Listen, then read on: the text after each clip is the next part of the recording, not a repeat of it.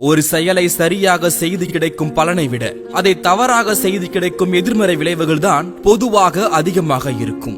நாகரிக வளர்ச்சி, தொழில்முறை முன்னேற்றம், நேரமின்மை என நம் அன்றாட வாழ்க்கை சக்கரம் வேகமாக ஓடிக்கொண்டு தான் இருக்கிறது.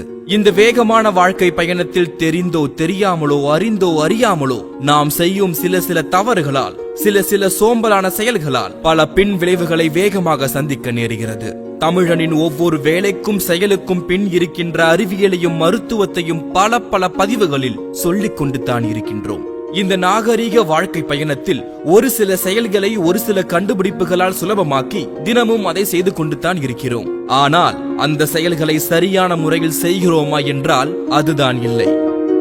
ஒரு வேலை, ஒரு செயல், அதை நாம் அன்று எவ்வாறு செய்தோம், இன்று எவ்வாறு செய்கிறோம், அதனால் அன்று என்ன பயன், இன்று என்ன விளைவு, அதை பற்றித்தான் இந்த பதிவு. கழிவறையை எப்படி பயன்படுத்துவது? பூமியில் மனிதன் உருவாகி அவனின் நாகரிக வளர்ச்சியில் பழக்க வழக்கங்கள், தங்கும் இடம், ஆடை, உணவு, புதுவகை சமையல் என்று எல்லாம் மாறினாலும் அவன் பயன்படுத்துகின்ற கழிவறையில் மட்டும் மாற்றம் கொண்டு வராமல் இருந்தான் இந்தியன். வயிற்று உறுப்புகளுக்கு பல நன்மைகளை தரக்கூடிய சசாங்கசனா யோகாவை 90 டிகிரி சுழற்சி பார்த்தால் அது இந்திய கழிவறையில் உட்காரும் தோரணையில்தான் பெரும்பாலும் இருக்கும். அவ்வளவு ஏன், கருவறையில் குழந்தை உருவாகி அது விளையாடும் தோரணை வரை கழிவறையை பயன்படுத்தும் தோரணையில் தான் இருக்கும். கடந்த பல வருடங்களாக குறிப்பாக மேற்கத்திய நாடுகளில் குடல் தொடர்பான நோய்கள், மூல நோய், குடல் அழற்சி, மலச்சிக்கல், எரிச்சல் கொண்ட குடல் நோய்க்குறி, பெருங்குடல் புற்றுநோய் என பல நோய்கள் அதிகரித்துக் கொண்டே இருந்தது. இது தொடர்பாக தொடர்ச்சியான ஆராய்ச்சி சோதனைகளை மேற்கொண்ட விஞ்ஞானிகள் மற்றும் மருத்துவர்கள் ஒரு அதிர்ச்சியான பதிலை தந்தார்கள். எவர் ஒருவர் வெஸ்டர்ன் கழிப்பறையை அதிகமாக பயன்படுத்துகிறார்களோ அவர்களே இது போன்ற நோய்களில் அதிகம் பாதிக்கப்படுவதாக கண்டுபிடித்தார்கள். மேற்கத்திய கழிவறையை அமர்ந்து பயன்படுத்துவது மனித உடற்கூறியலுக்கு எதிரானது என்று ஆணித்தரமாக சொன்னார்கள். ஏனென்றால் கழிவுகள் சரியான வகையில் வெளியேறாமல் உள்ளேயே தங்கி பல நச்சு கிருமிகளை உடலுக்குள் உருவாக்குவதாக அவர்கள் கண்டுபிடித்தார்கள். இந்தியா மட்டுமல்லாமல் உலகம் முழுவதும் ஒத்துக்கொள்ளப்படுகின்ற ஒரே விஷயம் இந்தியன் கழிவறையை பயன்படுத்துவது நல்லது என்பதுதான். இதை மேற்கத்திய நாடுகள் தாமதமாக உணர்ந்தாலும் இப்பொழுது படிப்படியாக ஏற்றுக்கொள்கிறார்கள். இந்தியன் முறை கழிவறை என்பது இப்போதல்ல, நம் முன்னோர்கள் காலத்திலேயே பயன்படுத்தியிருக்கிறார்கள் என்பது சமீபத்தில் நடந்த கீழடி ஆராய்ச்சி கூட நிரூபிக்கிறது. ஆடம்பரத்திற்காகவும் வசதிக்காகவும் வெஸ்டர்ன் கழிப்பறையை பயன்படுத்தாமல் இருக்க முடியவில்லை என்று சொல்பவர்களுக்கு ஒரு சிறிய ஐடியாவை தருகிறோம். வெஸ்டர்ன் கழிவறையை பயன்படுத்தும் போது காலுக்கு கீழே ஒரு சிறிய டேபிளை, ஒரு குட்டி ஸ்டூலை வைத்துக் கொள்ளுங்கள். அது மேல் உங்கள் 2 காலையும் தூக்கி வைத்துக் கொண்டு உங்கள் கழிவறையை பயன்படுத்துங்கள். இப்படி பயன்படுத்துவதால் இந்தியன் முறை கழிவறையை வெஸ்டர்ன் முறையில் மாற்றி பயன்படுத்துவதாக அமைகிறது. இதனால் கழிவுகள் சரியான வகையில் எங்கும் தடைபடாமல் வெளிப்படுகிறது. இருப்பினும் உங்களுடைய புது வீடுகளில் இனியாவது இந்தியன் கழிவறையை கட்ட துவங்குங்கள். அடுத்து, நம் அன்றாட வாழ்வில் அத்தியாவசியமான ஒன்றுதான் பல்லு விளக்குதல். ஆலங்குச்சி, கருவேலப்பட்டை, உப்பு, பூண்டு, சாம்பல், வேப்பங்குச்சி இதெல்லாம் வைத்துதான் அன்று பல் விளக்கினோம். அதனால் பல் சொத்தை, ஈர்வீக்கம், பல் ஆடுவது என்றெல்லாம் பொதுவாக வராமல் இருந்தது. அப்படியே வந்தாலும் ஒரு 50-60 வயதிற்கு மேற்பட்டவர்களுக்கு மட்டுமே வந்தது.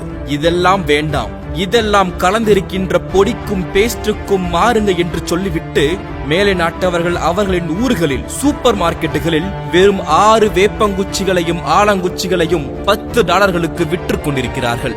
ஆனால் நம் ஊரில் ஒரு கரும்பை கூட கடிக்க முடியாத அளவிற்கு பல பல் பிரச்சனைகளை கொண்டு வந்து கொண்டிருக்கிறோம். பள்ளி படிக்கும் மாணவர்களுக்கு கற்கண்டு கடிக்கவே முடிவதில்லை.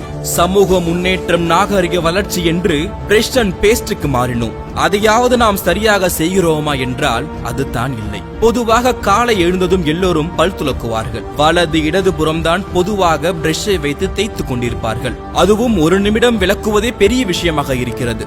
ஆனால் பேஸ்ட் அண்ட் பிரஷை பயன்படுத்தி பல் விளக்குவது குறைந்தது 2 முதல் 3 நிமிடம் பல் விளக்க வேண்டும். சரி, எப்படிதான்ப்பா பிரஷ் பண்றது என்கின்ற உங்களுடைய கேள்விக்கான ஒரு சிறு பதில் தான் இது.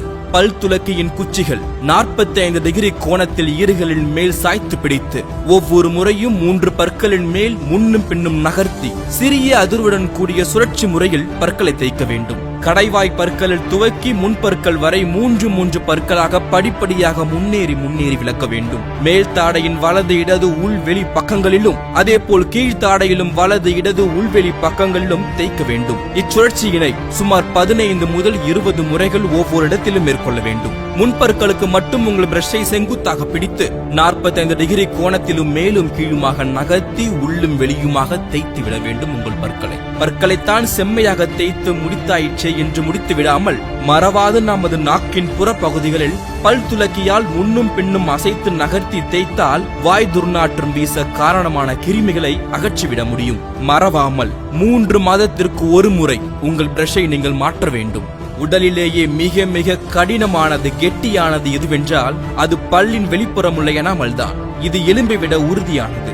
தவறான முறையற்ற வகையில் பல் துலக்கும் பழக்கத்தால் இந்த உறுதியான எனாமலையும் பாதித்து செயலிழக்கச் செய்து பற்சிதைவை உருவாக்கிவிடக்கூடும். அத்தோடு ஈறுகளை சிதைத்து ரத்தம் வழியவிட்டு புண்ணாக்கி பல பாதிப்புகளை ஏற்படுத்திவிடும்.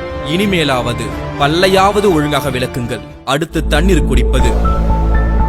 இதுல என்னப்பா பிரச்சனை என்று உங்களுடைய கேள்விக்கான ஒரு சிறு பதில்தான் இது. தண்ணீர் குடியுங்கள், உடலுக்கு மிக நல்லது. ஆனால் அதை நின்று கொண்டு குடிக்காதீர்கள். நுரையீரல் பிரச்சனைகள், இதய பிரச்சனைகள், மூட்டு வலி, மூட்டு வீக்கம் என்று நிறைய பிரச்சனைகள் வருவதற்கான வாய்ப்பு நின்று கொண்டு குடிப்பதால் தான். எனவே அமைதியாக உட்கார்ந்து வாய் வைத்து தண்ணீர் குடியுங்கள். இவ்வாறு சிறிய சிறிய வேலைகளை, சிறிய சிறிய செயல்களை அதை சரியான முறையில் பயன்படுத்தினால் என்றுமே ஆரோக்கியமாக இருக்கலாம். நாகரீகங்கள் மனிதனை மேம்படுத்தவும் உயர்த்தவும் தான் இருக்க வேண்டுமே தவிர மனிதர்களுக்கு தீங்கை விளைவிக்க கூடியதாக இருக்கக்கூடாது. ஆரோக்கியமான மாற்றம்தான் உண்மையான நாகரீகம். ஆரோக்கியமாய் வாழ கற்றுக்கொள்வோம். அதுவே நமது நாகரீகம். என்றும் உங்கள் ஆரோக்கியத்தை விரும்பும் எக்ஸல் குரூப் ஆஃப் கம்பெனிஸ். ஆரோக்கியத்தின் ஆரம்பம்.